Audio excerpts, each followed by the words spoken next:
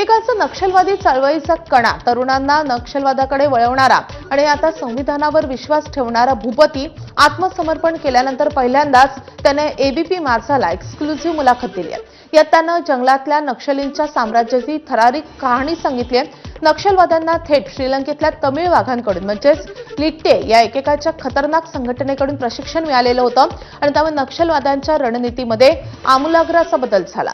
पण विचारांऐवजी बंदूक वरचढ ठरल्यानं नक्षलवादी चळवळ कशी भरकटली हे भूपतीनं सांगितलंय। नक्षलवाद्यांचा सर्वोच्च नेता गणपतीलाही हे एक समजावण्याचा भूपतीनं प्रयत्न केला, पण त्यालाही यश आलं नाही हे भूपतीनं या मुलाखतीद्वारे मान्य केलंय। एक्चुअली एलटीटी से हमारा संपर्क नहीं है, हमारा संबंध नहीं है।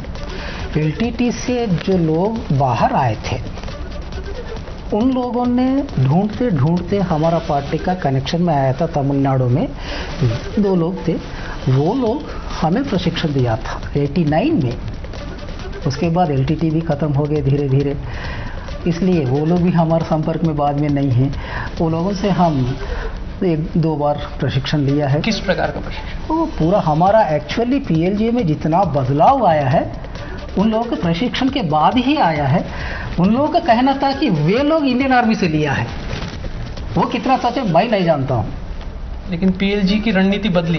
रणनीति नहीं, हमारा जो ट्रेनिंग है, हमारा जो एक्शंस है, हमारा जो मिलिट्री का जो नॉलेज है वो बहुत विकसित हुआ है। टीवी में हम 4 लोग हैं, 4 में से एक साथी ने वहाँ पर एब्सेंट था, बाकी 2 के सामने मैं रखा था। आप जो बताया है गणपति और बसवराजू, उन लोगों के सामने मैं रखा था, तो उन लोगों ने मुझे कन्विंस किया नहीं अब ऐसा नहीं करना है, ऐसा करने की आवश्यकता नहीं है, हमेशा ऐसा है तो होता ही है।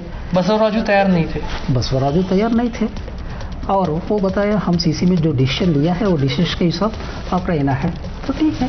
डेमोक्रेसी कंस्टिट्यूशन है, जनवादी केंद्रीयता है, उसी उसूल के हिसाब से मैं मेरे ड्यूटी पर चले गए। नोटाबंदीमुळे नक्षलवाद्यांचं कंबरडं कशा प्रकारे मोडलं हे सांगताना नोटाबंदीमुळे तब्बल 20 कोटी पाण्यात गेल्याचा खळबळजनक खुलासाही भूपतीनं केलाय। तसं सत्तेतील चेहरा बघून कधीच विरोध केला नाही, तर सत्तेविरोधात आमचा संघर्ष होता असंही भूपतीनं सांगितलंय। नक्षलवाद्यांना थेट श्रीलंकेतल्या तमिळ वाघांकडून म्हणजेच लिट्टे या एकेकाच्या खतरनाक संघटनेकडून प्रशिक्षण मिळालं होतं आणि त्यामुळे नक्षलवाद्यांच्या रणनीतीमध्ये आमूलाग्र बदल झाला, पण विचारांऐवजी बंदूक वरचढ ठरल्याचंही भूपतीनं मान्य केलेलं आहे। नक्षलवाद्यांचा सर्वोच्च नेता गणपतीलाही या संदर्भात समजावण्याचा प्रयत्न केल्याचंही भूपतीनं मान्य केलंय। तो ज्यादा परिणाम था, बाकी किन पर कितना हुआ मैं नहीं जानता हूं, लेकिन हमारा पार्टी पर उसका तो असर बहुत थी। बहुत नुकसान भी हुई, क्योंकि इमीडिएटली हम चेंज नहीं कर पाए थे। बड़ा नोटबंदी जब आया था, करोड़ों रुपये को हम एक्सचेंज नहीं कर पाया था। अभी तक वो पैसे पार्टी के पास वापस नहीं लौटाए, बहुत नुकसान हुआ है। आंकड़ों में बता सकेंगे? मैं अकेला, मेरे आंकड़ों के हिसाब से जितना मेरा नॉलेज में, मैं अकेला ही 20 करोड़ तक नुकसान ये हुआ है,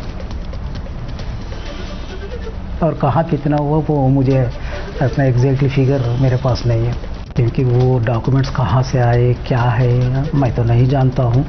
ऐसा तो डॉक्यूमेंट्स पार्टी में नहीं था, हमारा पार्टी डॉक्यूमेंट्स वैसा नहीं है, इसलिए मैं एक पत्रकार के हिसाब से आप मुझे पूछा है, बहुत अच्छा सवाल पूछा है।